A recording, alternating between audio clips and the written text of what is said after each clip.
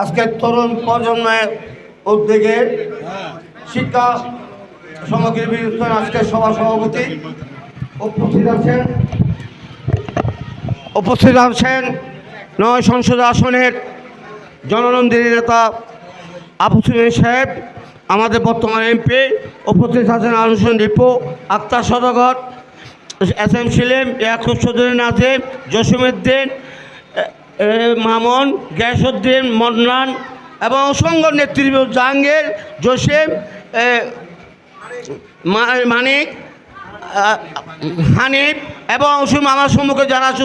আসসালামু আলাইকুম রহমতুল্লাহ বরকাতুহু।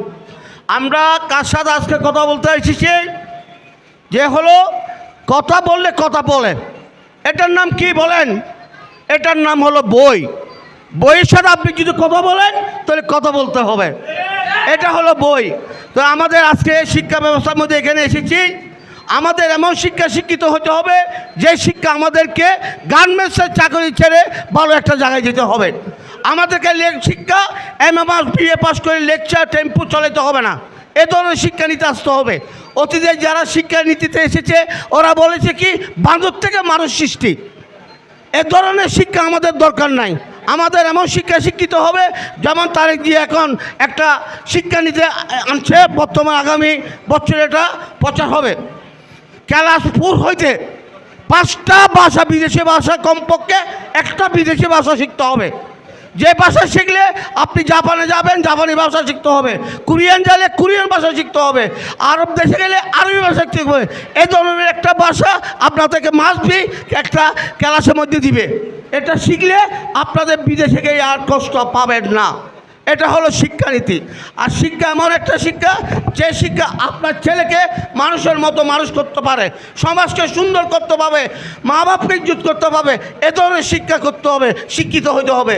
আপনি এমন শিক্ষিত হবেন না, কুশিক্ষার মতো শিক্ষিত হবেন না।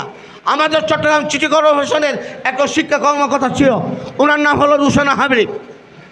ওনার 3টা ছেলে বিদেশে, একজন ডাক্তার, 2জন ইঞ্জিনিয়ার।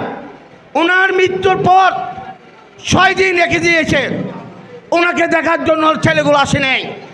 এইসব ছেলে জন্ম দেওয়ার কোনো প্রয়োজন নাই, এইসব শিক্ষিত হয়ে কোনো দরকার নাই। যে ছেলেরা আপনাকে মানুষের মতো মানুষ করবে, মাকে মা রাখবে, বাপকে বাপ রাখবে, চাচাকে চাচা রাখবে, সমাজকে সুন্দর করবে, এ ধরনের শিক্ষিত হতে হবে, তারপরে সমাজ সুন্দর হবে। আশা করে আমরা এই শিক্ষা বিতরণ সামান্য একটা জিনিস, যিনি আগামী দিন এই এলাকার থেকে 17 18 19 থেকে নির্বাচিত করবেন রিনা আক্তার, উনি চেষ্টা করছে। ওরাকে যদি আপনারা ভালোবাসেন ইনশাল্লাহ উনি জয়যুক্ত হবেন। আপনারা যদি ভালোবাসে না আসেন তাহলে হবেন না।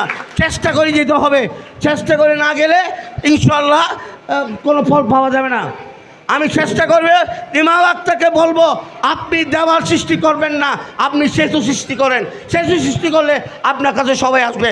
সবাইকে ধন্যবাদ জানিয়ে আমার বক্তব্য শেষ হলো। আসসালামু আলাইকুম ওয়া রাহমাতুল্লাহি ওয়া বারাকাতুহু।